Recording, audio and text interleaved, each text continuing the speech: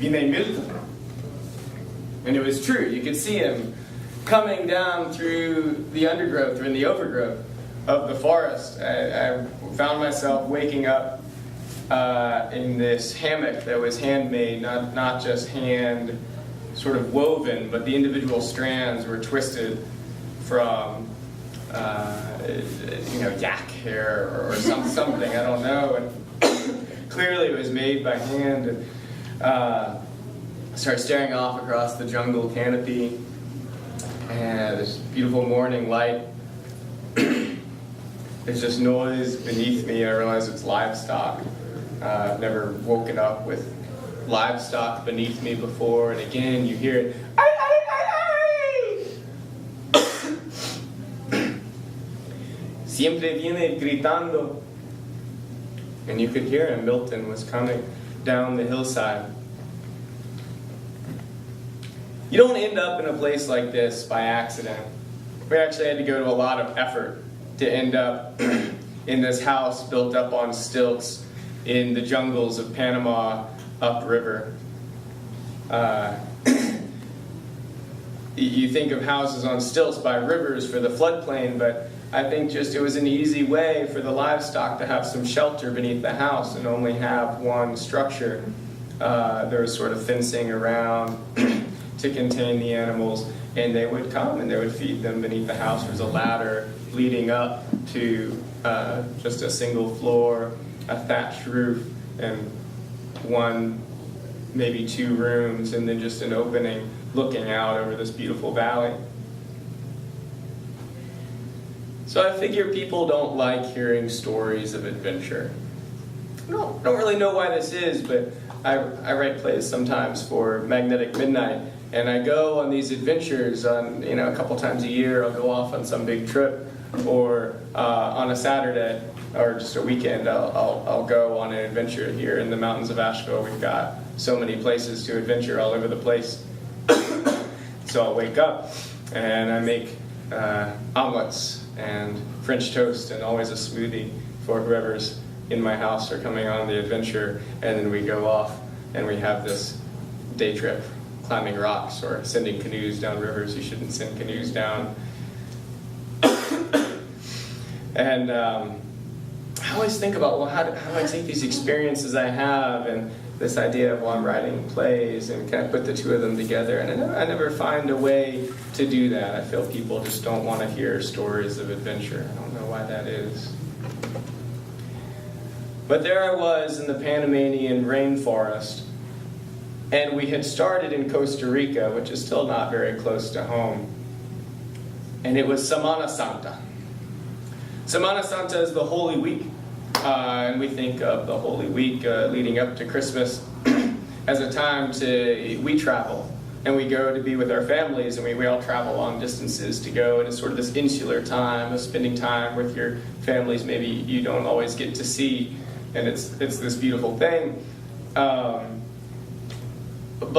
the people in Latin American countries live with their families their whole lives for the most part. So for them, they get to the Holy Week and they're like, let's get out of here. So they travel, and they take their family to the beach or any far-off place, any wonderful place in these beautiful countries.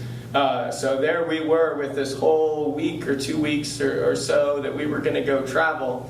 And it was Semana Santa, which was terrible, because it meant anywhere we would go, all the hotels would be booked, and there'd be nowhere to stay. All the places you kind of want to go would be booked up by the locals who were just out with their families. Businesses would be closed. People would be out on the beaches just, grilling and playing the local music and enjoying themselves. So there's this beautiful thing that happens when you live in a country. I was living in Costa Rica for 5 or 6 months, and you don't go only to the places that are sort of in the guidebook. Oh, go here, and where all the tourists are. You start going these places where nobody goes. And this was our new challenge. We had to go somewhere where no one would go, not even the locals. So we flipped through the Lonely Planet. And we get to this place where there's one solitary paragraph describing it. kind of how to get there, what it is, what to do, and it's just one little paragraph about an inch long. Perfect. I know I'll run out of time, so long story short, the Caribbean coast and bus full of huge, beautiful African-American women and thin African-American men and this rambling speak I can't understand a word of. It's not Spanish and it's not English, and every once in a while I hear a number, and that's all I can do to ground myself to this conversation. There's pupusas of kind of beautiful, rich, red, sweet sauce. It doesn't make any sense, but there's this whole Caribbean culture that's sort of strangely tied to the Hispanic culture of Central America. And we pass through and we go to the border town where kind of the one sentence description is, people don't usually cross here. And we do kind of the border crossing into Panama to get to this place. It's the some sort of park, provincial park. There was a protected area of rainforest across the two countries of Costa Rica and Panama, and the entrance was on Panama. And of course, when I crossed the border, I went to people and I was like, do you know where they sell stamps? And I went around and finally found a place in a post office so I could mail off my tax return. That was the thing I needed to do as soon as I crossed the Panamanian border. I looked at it and it's like, oh, oops, it's April 15th. And we started talking to people about, well, what bus do we take? How do we get to this place? People didn't even know the town we were going to. We finally got the way, and we took the bus to the end of the road, and it was just this shack. And we talked to a guy, and we had to arrange and come back another day to meet a guy to get on a boat, and the boat would take us up a river, and it was this dugout canoe, 25 feet long with an outboard motor on the back, and we would charge upriver, which was fine until you got to the rapids, and you're like, well, I don't know. You just kind of take it all. It's just like, oh, this is what happens. Everyone, when there's a woman with her parcels from the city and her infant in one hand, just kind of like riding along like nothing's going along. You feign as if it all makes sense to you. So when this dugout tree, it's just one solid tree dug out with an outboard motor on the back, can no longer go up the rocks, and the engine starts hitting the rocks on the bottom of the river, so they pull the motor out, and this guy who's been riding up front, you're like, why is there a guy riding up front? He's just hanging out. This is a pretty easy job. And he leaps from the boat into the river. I'm like, okay, this is just what happens. And he starts pulling the boat by a rope, and the guy jumps out and he pushes the boat. And they seem to just know when to jump back in and throw the engine back in the water and continue upriver. And of course, we're going to Manuel Noriega's training camp. I didn't know this. But it made sense at the time. The Panamanian government were establishing a new park to preserve the rainforest. Hey, we already have these existing buildings. No reason to paint or renovate. You've got the peeling paint here with the strange kind of guerrilla propaganda plastered over the walls, and a man sitting sentry at a desk in uniform. We were clearly the only people there. Everyone else on the boat was going upriver to the Indian settlement, where they lived upriver, and these two white people stumble off the boat. And we go up, and the man is at his desk writing in a ledger. Far too busy to deal with us. What could he possibly be doing?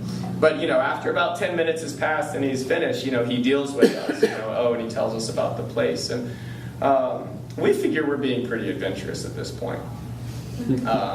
Here we are, across a border people never cross, up a river people never go to, up to a park the people in Panama have never heard of, in the city have never heard of. Checking it out. Am I running out of time? It's 9 minutes. Oh, gosh. I've not even started the story yet. And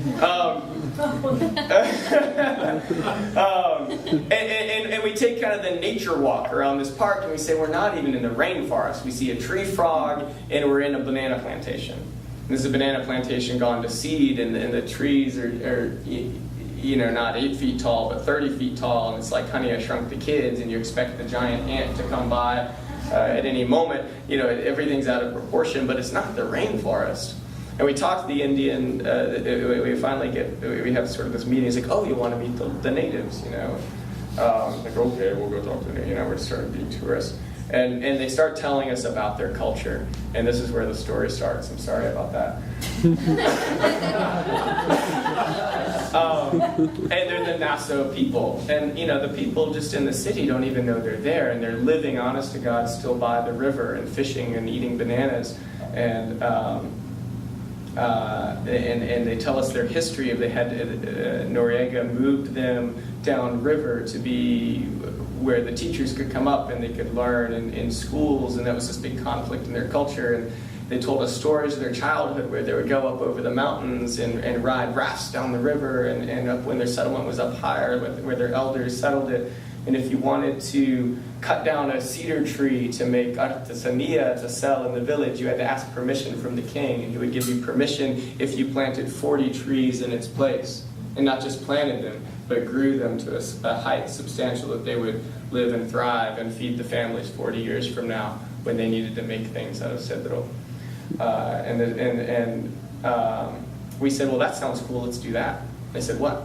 Oh, the part where we hike over the mountains and ride down the river in a raft. And they said, oh, that's not, we don't do that. That was just a story from our childhood. And we said, well, no, that's what we want to do. Let's do that. You want to show us your culture? Take us upriver and let's do that. And we went on this wild, we convinced them somehow. We went on this wild adventure through the mountains.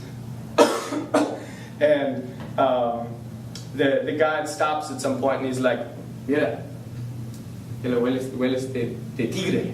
I'm like, what? No, esos son de tigre. Like, tiger? Really? Okay. I mean, I know you're trying to impress the American tourists and all with this footprint in the soil, but, yeah, right, whatever, all right, okay, around those tigers. But we go further up the trail, and all of a sudden, there's like, mira, son de tigre, and there's this the scat on the ground of sloth. And we're like, okay, all right. Tigers, or pumas in the jungle, sure, that makes sense. And we had this wild adventure up and over the mountain, and I guess I'm out of time to tell you about cutting down the trees and building a raft and floating down river, and these guides who thought they were taking some silly white tourists out for an adventure sort of rediscovered in themselves some of the adventures they had as children, thinking that was just this silly thing we would do, and building a raft. Eso bolse es por como 400 piñas or 1,000 naranjas, and this raft we were on would be for sending 400 pineapples downriver or 1,000 oranges to market, and that's the way they still send their goods to market on these rafts. So, as best I can figure, and the attendance tonight is less than maybe some story slams in the past, is people don't like stories of adventure, and I can't figure out how to communicate some of the experiences I've had in a way. So I promise, if you come on a Saturday morning to my house, that I will not tell you stories of adventure, because people don't like to hear stories of adventure. If you come to my house on a Saturday morning, maybe I'll make some French toast or some omelets and always a smoothie, and we'll go out on an adventure.